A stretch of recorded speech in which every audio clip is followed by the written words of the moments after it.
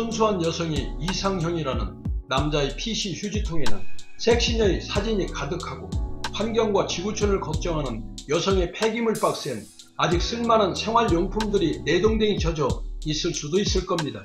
음식물의 잔해와 분뇨 이외엔 버릴 것이 없던 인류의 생활 양식이 점차 변화하며 과도한 잉여물들을 양산하게 된 지 오래입니다. 쓰임새를 찾지 못하는 잉여, 즉 쓰레기를 통해 특정 지역과 시대, 개인의 소득 수준, 소비 형태, 생활 습관, 시대상까지 파악하는 학문도 등장했는데 가불러지, 즉 쓰레기약입니다. 강남의 고급 아파트 쓰레기 수거엔 프리미엄이 붙는다는 이야기는 옛말이 되었습니다. 2019년 뉴욕타임스는 실리콘밸리 고액 연봉자들의 집에서 나오는 쓰레기를 수거해 되파는 저소득층과 노숙인 수백 명으로 이루어진 지하경제가 형성됐다고 보도했습니다. 페이스북 창업자인 마크 저커버크의 100억 원이 넘는 저택의 쓰레기통을 매일 확인하는 게 일상인 사람도 있다고 합니다. 그들은 단지 값비싼 물품만 수거하는 게 아니라 더 많은 정보를 알고 있을지도 모릅니다. 유명인들이 보여주고자 하는 모습만이 아닌 보여주기 싫어하는 구차한 모습까지도 쓰레기통은 주인의 비밀을 알고 있기 때문입니다. 소유하는 것 이상으로 버리고 내려놓는 행위에도 사회, 문화적 정체성과 생활 감정이 녹아 있습니다.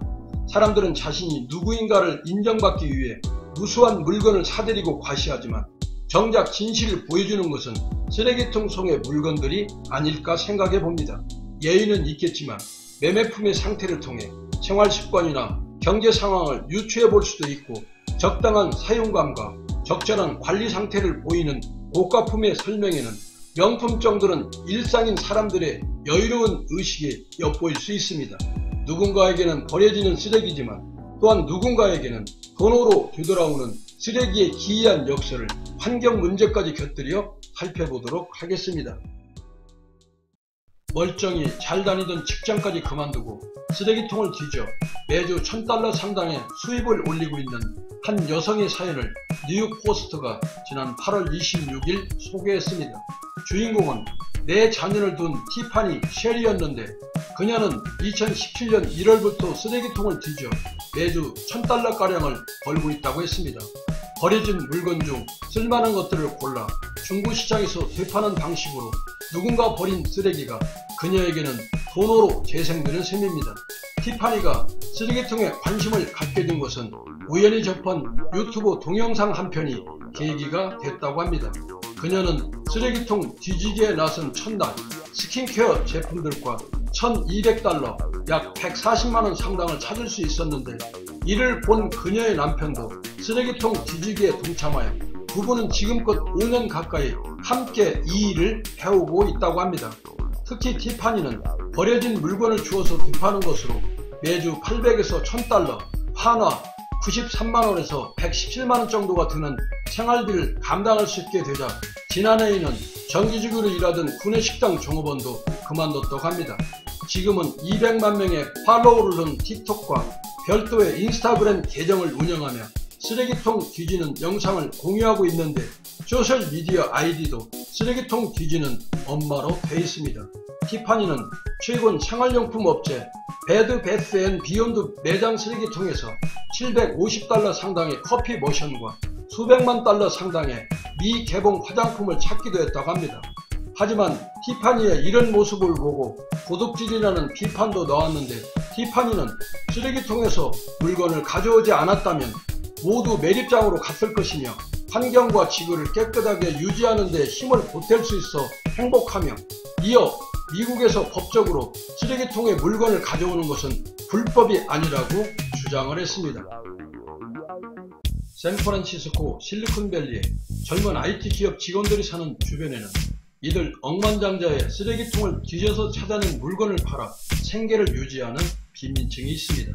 뉴욕타임스는 실리콘밸리 고액 연봉자의 집에서 나오는 쓰레기를 수거해 되파는 저소득층 및 노숙인이 300명 넘게 활동하며 그들 나름의 지하경제가 형성되고 있다고 역시 보도했습니다.